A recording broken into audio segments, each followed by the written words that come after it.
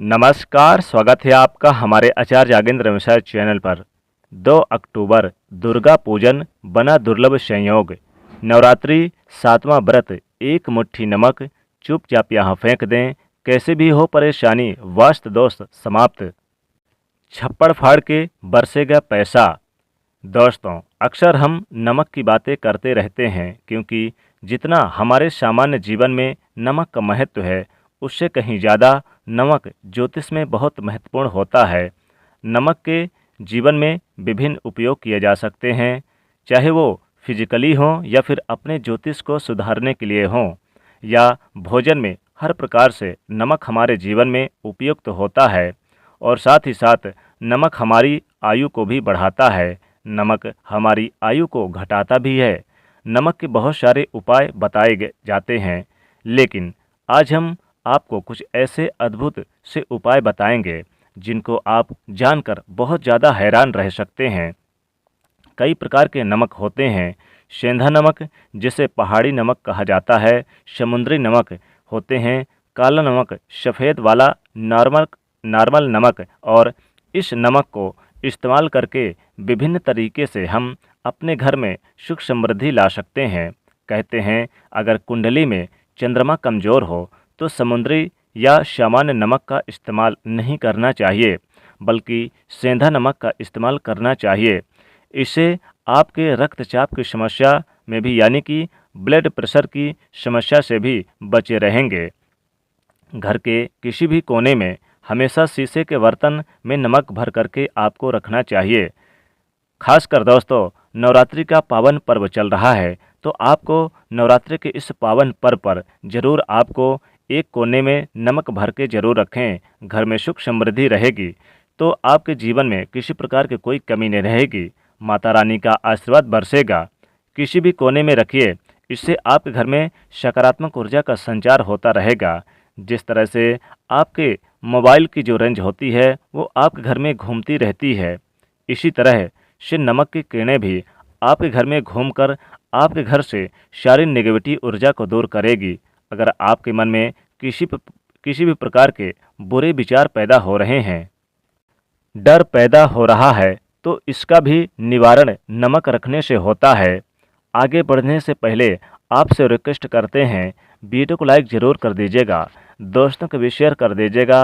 पहली बार देख रहे हैं चैनल को तो सब्सक्राइब करके इस बेल आइकन को ज़रूर दबा दीजिएगा।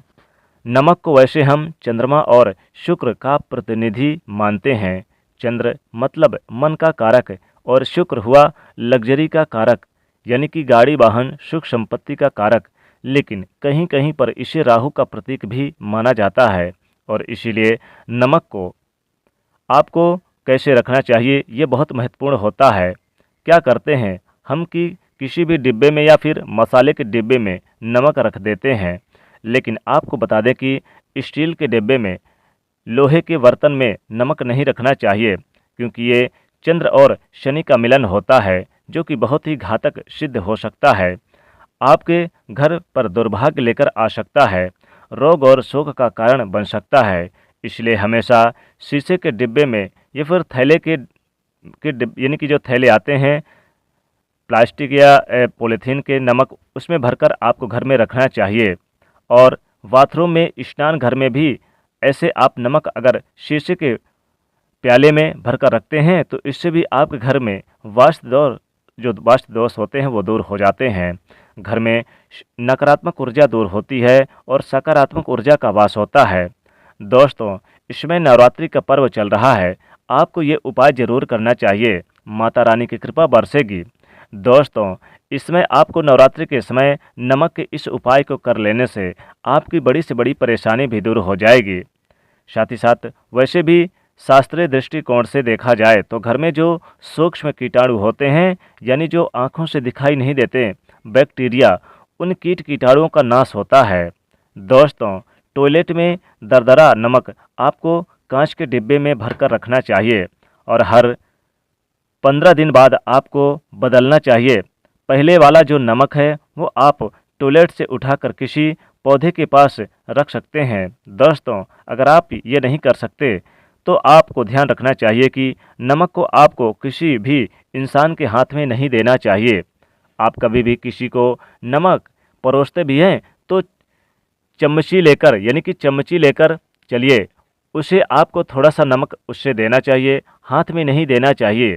ये भी आपके भाग, आपका चंद्रमा दूसरे को दे देता है, आपके जो भाग को है वो दूसरे के पास चला जाता है। इसलिए विशेष रूप से ध्यान रखिएगा। आपके अंदर डिप्रेशन, आपके अंदर और भी तरह की समस्याएं पैदा कर सकता है। नमक का पैकेट भी नहीं देना चाहिए। ये नहीं कि मामूली सा नमक का पैकेट है दे दूं, आप रख दीजिए, नीचे रख दीजिए, वो ले लो, यानी कि आप नीचे रखकर कह दें कि आप ले लो। हाथ से हाथ में नमक नहीं देना चाहिए, क्योंकि इससे मनुष्य के संबंध भी खराब होते हैं।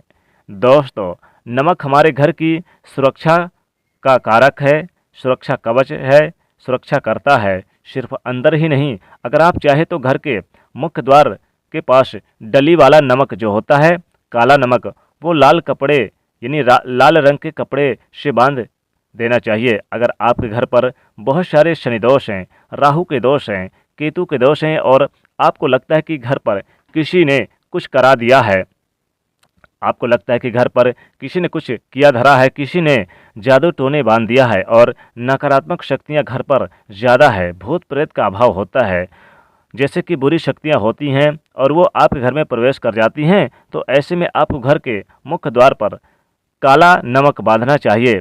लाल कपड़े में बांधकर घर के मुख्य द्वार पर इसे लटका कर आप रखें। फिर आप देखना, किसी भी प्रकार की बुरी शक्तियां, नकारात्मक शक्तियां हो, कोई हो, अगर आपके यानी आमने सामने ऐसा घर में है जो आपके सामने वाले जो भी कुछ करते हैं और आपको लगता है कि आपके घर पर नज़र डालते रहते हैं सामने वाले, तो नमक नकारात्मक शक्तियां आपके घर पर प्रवेश नहीं कर पाएंगी और आपका घर हमेशा सुरक्षा के घेरे में रहेगा। दोस्तों, आप चाहे तो एक मुट्ठी नमक आप अपने मुख्य दरवाजे के यानी चौखट पर भी रख सकते हैं। इससे भी घर में कभी भी नेगेटिविटी अंदर प्रवेश नहीं करेगी।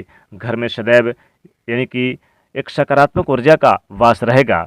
दोस्तों, इसमें चूंकि नवरात्रि चल रही है तो नवरात्रि पर नेगेटिविटी कुछ ज़्यादा ही प्रभावशाली हो जाती है।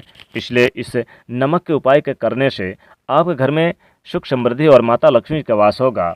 जीवन में चली आ रही किसी भी बड़ी से बड़ी परेशानी भी दूर हो जाएगी और आपको लाभ जरूर मिलेगा। हर कार्य में सफलता मिलेगी।